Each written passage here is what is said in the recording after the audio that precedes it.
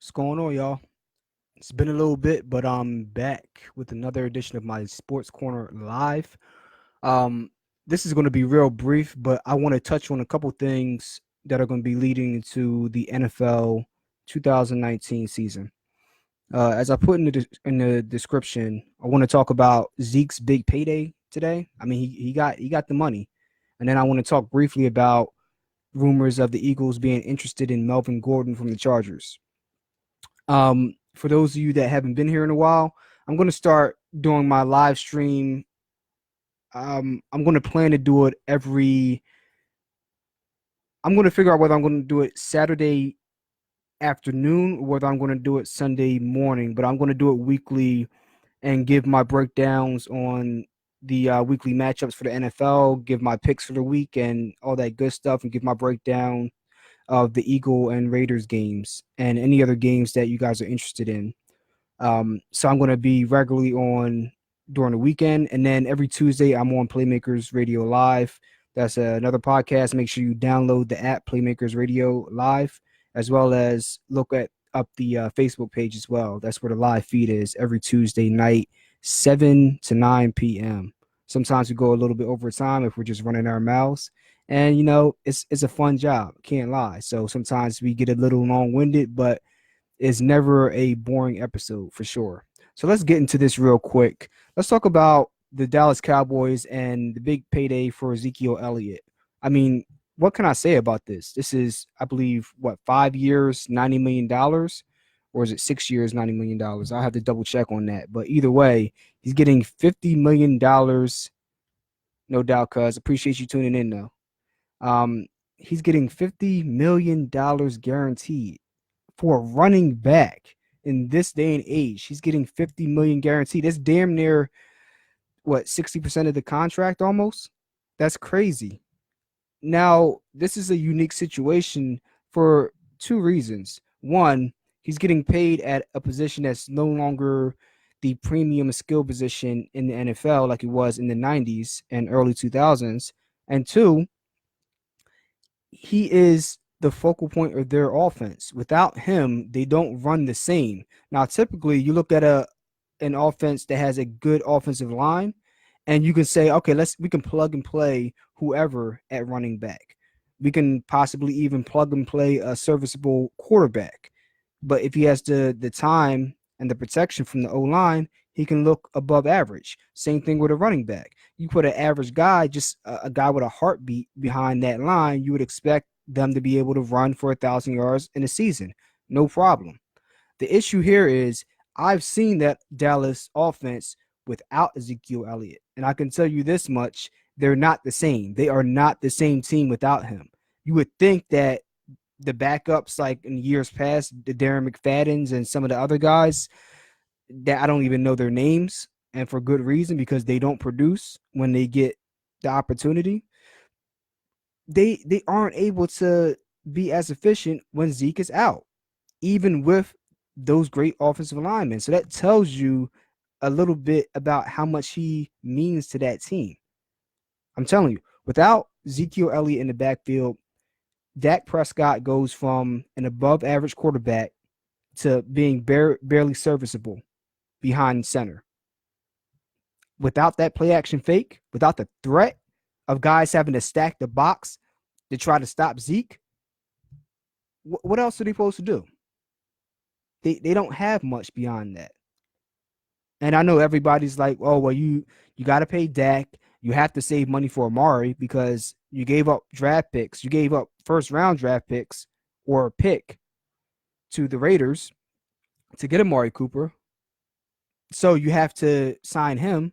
You didn't take that risk for nothing, right? So, but when you really think about it, if you take Amari Cooper out of that offense, I'm not saying that they run like a well-oiled machine, but they can still move down the field in bits and pieces. But if you keep Amari and take Zeke out of that equation, they got nothing, bro. They got nothing. They will stack the box. They will just sit back and say, Dak, go ahead and beat us with your arm. Because we think and we know you can't do it. Come to think of it, how many games over 300 yards has Dak had in his career? I know it's not too many. I know it's not too many. I know that for sure. And there's a reason for that. And I'm not saying that's a bad thing for what their purposes are, but I damn sure wouldn't be paying a guy, I don't know if he got his contract yet, like an average of 35 to $40 million a year like he's asking for that. Nah, bro. Get out of here with that. But that's neither my team nor my problem. I hope they pay Dak Prescott 35, $40 million a year. That would be awesome because then they're not going to have any more money to give to anybody else. You already gave Leo Collins a new deal this past week, and now you followed that up with a $90 million deal with 50 million guaranteed to Zeke. Now you're going to have to pay Dak, obviously, or who are you going to go out and get? What, Sam Bradford next year? Give me a break. They're going to have to pay him, and the Eagles messed up the market for everybody else, including the Cowboys, by paying Wentz early. So now that set the bar for how much Dak Prescott is going to get paid. And Dak Prescott, oh, look at what Jared Goff just got. Jared Goff just got what, the biggest contract in NFL history, at least for a quarterback. I mean, he got in he got an insane amount of money for doing what? What did he do last year outside of the regular season? After week 15, what did this man do? He proceeded to look like a deer in the headlights throughout the playoffs. And then when you got to the Super Bowl, it was pathetic. It was straight up, flat out pathetic. Put up 3 points in the Super Bowl. And damn near tried to hand the Patriots the game on a silver platter at every chance he got. And the Patriots still barely wanted to put up points on that team. But you're going to pay this guy an exorbitant amount of money. See, you know, good thing that Howie Roseman got on the deal with Wentz early, because this is what you're going to have to deal with. You know, Jared Goff getting paid way more than he should have gotten offered. Dak Prescott is going to get paid way more than what his value is for that Cowboys team, or any other team for that matter. And then they're going to be cash strapped, because you can't get out of this deal with Zeke quick. Now, at least from my knowledge, guaranteed money, it's a tricky business. So I don't know the details of the deal yet. Maybe there's different clauses in the deal that maybe they can cut him before the opening of free agency or the beginning of the new calendar year, or whatever the case is. So there's different loopholes that can be put into contracts from that standpoint. But in general, when you talk about guaranteed money, either way, you're going to either have to pay the man, or you're going to have a lot of dead money if you cut him before that guaranteed money has been paid out. So, hey, it is what it is. Well, what I do know is it's going to be a very good year in the NFC East. The Eagles and the Cowboys, they're going to be battling it out.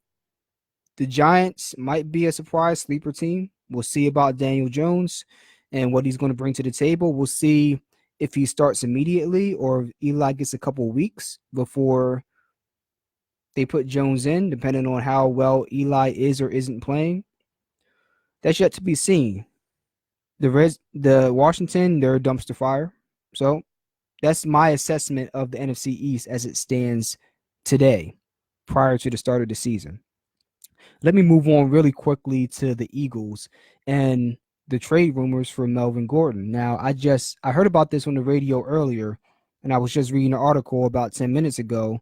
I just briefly skimmed over it, but from what I saw, the Eagles were just kind of dipping their toes in the water to see, how much interest that the Chargers actually have in dealing Melvin Gordon. Now, the report that I saw on CBS Sports stated that the Eagles reportedly offered Jordan Howard and a swap of the Eagles and the Chargers third round pick in 2020.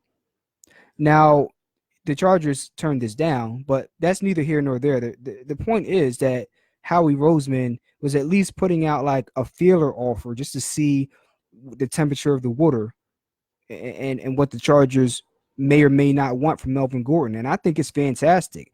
I mean, you already have a pretty well put together team right now, especially on the offensive side, and you're still looking for ways to improve and get a potentially all pro caliber running back on the cheap, because everybody knows that he wants out of I keep saying San Diego, he wants out of LA.